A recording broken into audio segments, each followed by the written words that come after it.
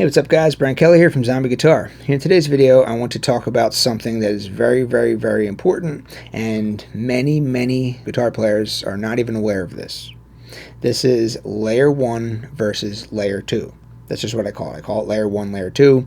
It's two completely different objectives. It all goes together in the end to make beautiful music, but layer 1 and layer 2 are two different objectives which should be learned independently of one another.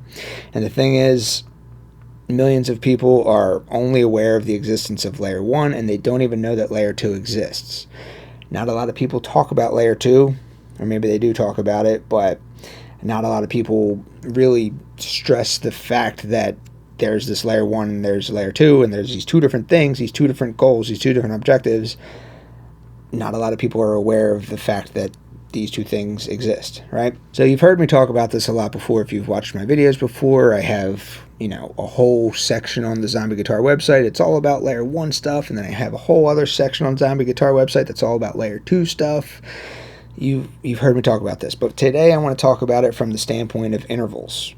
So I'm making this video in response to someone's question that they posted on my video last week. So let me read you the question real quick. All right, so the question says, I try to work on this pattern daily. One other cool thing is the first, third, and fifth, the triads. They will always be in the same spot relative to the pattern. That's not true. That's what we're going to talk about here. So I'll play the whole pattern in 5 shapes up and down, then I'll play the pentatonic version, and I'll say out loud each triad, first, third, and fifth. This question is a very good indicator that this person is not aware of the existence of layer 2, and they are only aware of the existence of layer 1. So just as a quick refresher, layer 1 is where you are only focused on the key. That is all the information you need in order to apply layer 1 concepts to your soloing. If you're jamming with a band and you say, hey, what key are you guys in? And they say, oh, we're in the key of A minor. Cool, that's all the information I need. I don't care about the chords. It does not matter. The only information I need is what key you're in. If you're jamming with a band, or if you pop on a backing track and the backing track says key of B flat major, that's all you need. It doesn't matter what the chords are, because the only information that you need to apply layer 1 concepts is the key. The thing about this layer 1 thing is it's a monumental task for guitar players. It's going to take years, many years. Not only do you have to know what it is that you're trying to accomplish, so you can ask the question on the internet or in guitar groups or whatever, and many people don't know how to ask this question. They're just like, oh, I want to sound good, I want to play here, I want my notes to work. They don't know what they're asking, So not only do you have to know how to ask the question of what it is you're trying to do, but then once you figure it out, then you have to actually put it into practice, and you have to learn the different patterns and how they connect together. So you can either learn the different patterns on the guitar and how they all connect together, or you can learn all the notes on your fretboard and memorize and internalize all the notes on your fretboard, which also takes a very long time, no matter which way you look at it. Whether you're taking a pattern approach or learning the actual notes in your fretboard approach, no matter which way you look at it, it's going to take a long time. It's a monumental task. Expect to spend many years on this monumental task. If you want to do the same thing on a piano, super easy. It's like day 1 stuff. For example, if you wanted to jam with a band and the band's like, oh, we're in the key of A minor, layer 1, that's all I need to know. I don't care about the chords. I just need to know, oh, key of A minor, cool, got it. I just got to play the white keys on the piano. That's it. Done. That took 1 second for you to learn. If you wanted to learn how to play in the key of A minor on the guitar, it looks like this. This is the same thing. It's the notes A, B, C, D, E, F, G. But it forms this one gigantic pattern. This is the key scale for the key of A minor. This is a monumental task, right? This is layer 1. All right, so layer 1, super complicated, takes a super long time to do. You got it, all right? Layer 2, it's even more complicated. It's even more of a monumental task. It's even, in my opinion, more difficult, and will take even more time to learn that than the layer 1 stuff. I know, right? It's like you thought that you thought you were good to go if you had layer 1 down. No, layer 2 is even harder. Layer 2 is where you focus on the chords. So if you ask the band, you say, hey band, what key are you in? They're like, oh, we're in the key of A minor. All right, cool. That's all I need for layer 1. But now you say, what are the actual chords you're playing? That is layer 2.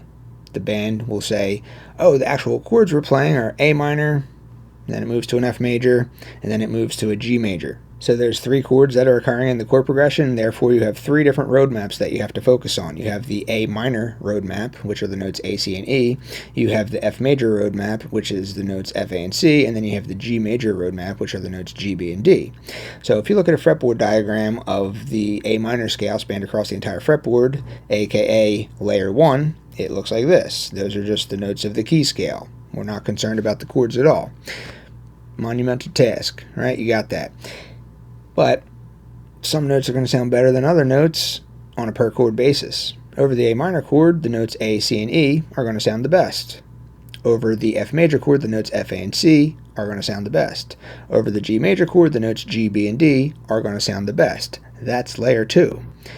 That's what the cage system is about. The cage system is about layer 2. It's not about layer 1. So to circle back to this person's question, where they said they practice this pattern daily and they break the pattern up into 5 smaller patterns and then they focus on the 1, 3, and 5 within the pattern, that's great. But that only applies to the first chord of the key. Now, this person posted that question on the video that I made last week, which was about how to take this big giant diatonic scale pattern, the key scale, and break it down into just 3 patterns.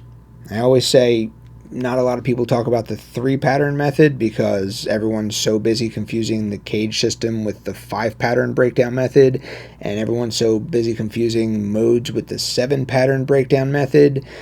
But no one talks about the 3 pattern method because there's nothing to confuse it with, therefore you don't really hear many people talking about it. It's just the same thing, we're just breaking this big giant pattern down into less patterns, that's all we're doing. If you want to be a true gangster about this and you don't want to break it down into any patterns at all and you want to take the 1 pattern approach, that's cool too, go for it. Whatever it takes, you're just trying to learn this big giant pattern.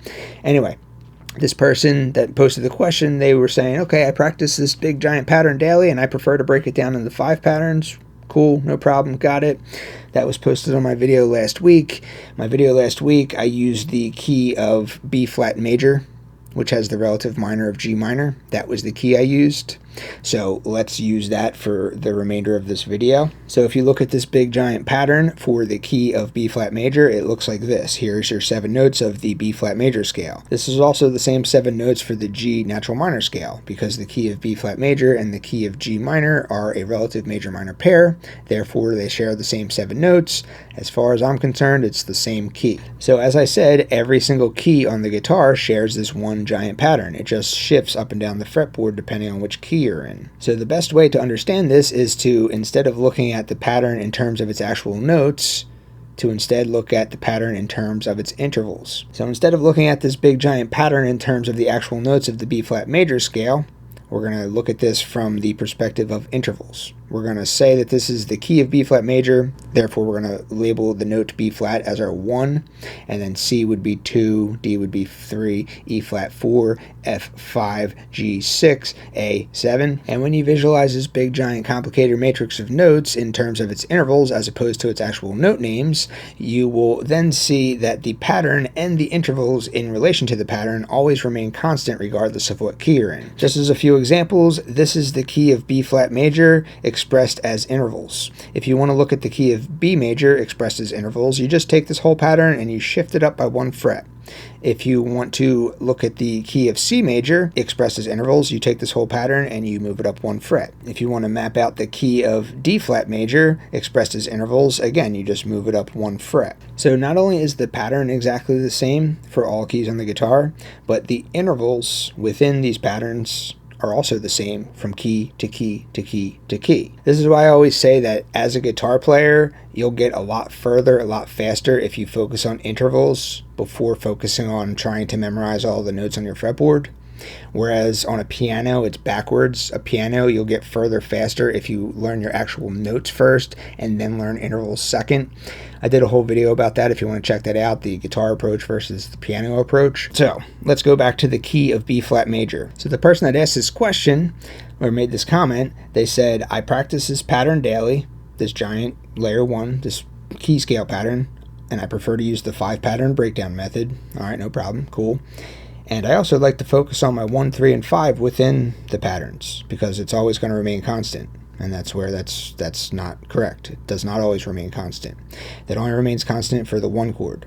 So looking at this, if you just look at the 1, 3, and 5, that's going to be your 1, 3, and 5 triad notes for the first chord of the key.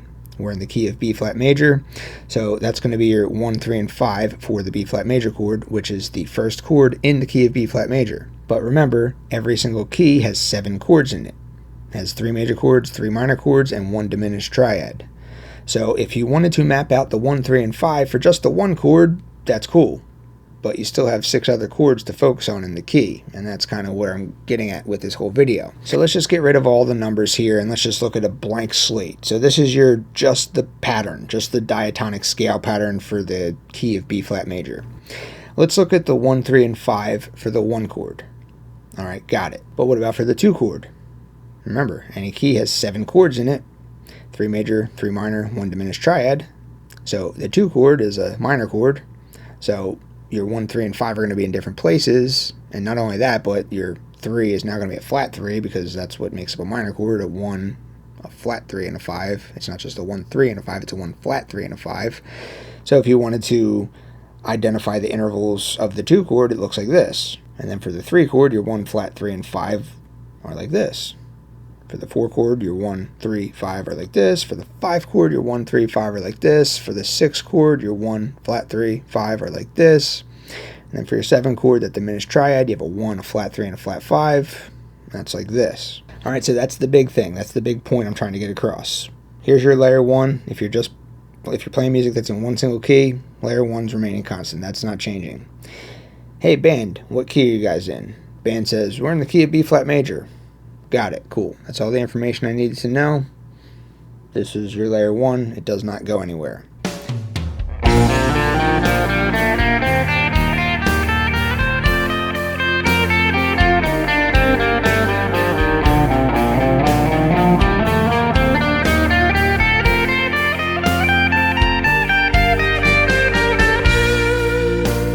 I want some more information, guys. What are the actual chords you're playing? The band's like, oh, we're playing a B flat major chord, and then we're moving to an E flat major chord, and then we're moving to an F major chord, and then we're moving to a G minor chord.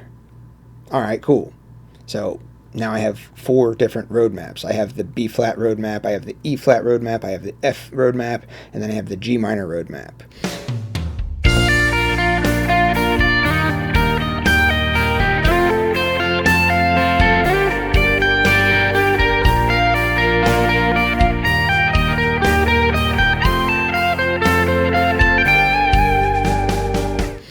Just focusing on the shapes alone, it's still going to be 4 different roadmaps.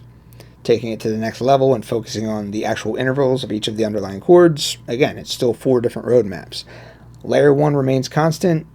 Layer 2 is constantly changing. This is my key scale, my 1, 2, 3, 4, 5, 6, and 7. They're not going anywhere as long as the music remains in one single key, which is usually the case for most genres of music other than jazz. But then the actual chords, they are changing. So I have a different roadmap for each of the chords. I have a different set of 1, 3, and 5s for each of the chords. I have my 1, 3, and 5s for the B flat chord. I have my 1, 3, and 5 for the E flat major chord. I have my 1, 3, and 5 for the F major chord. And I have my 1, flat 3, and 5 for the G minor chord. So 4 different roadmaps. Layer 1, layer 2. They are 2 things that should be studied independently, practiced independently. After all said and done, it all comes together to play beautiful music. So the cage system, it's entirely about layer 2. It's not about layer 1 at all. That's the big misconception I'm constantly ranting about. If you want to take the big giant diatonic scale pattern, aka layer 1, and you want to break it down into 5 smaller patterns, that's fine. But that's not the cage system. You're just taking the big giant diatonic scale pattern and you're breaking it down into 5 smaller patterns. When you actually start focusing on the chords, the individual ever-changing roadmap, 1 for each chord, that is what the cage system will allow you to do, and that's that. So check out my videos on the cage system. I'll link you to one here if you want to check that out. Anyway, hope that was able to clarify what was going on in this person's comment. So if you have any additional questions or comments, feel free to ask. I'll see you in the next video. Thanks for watching.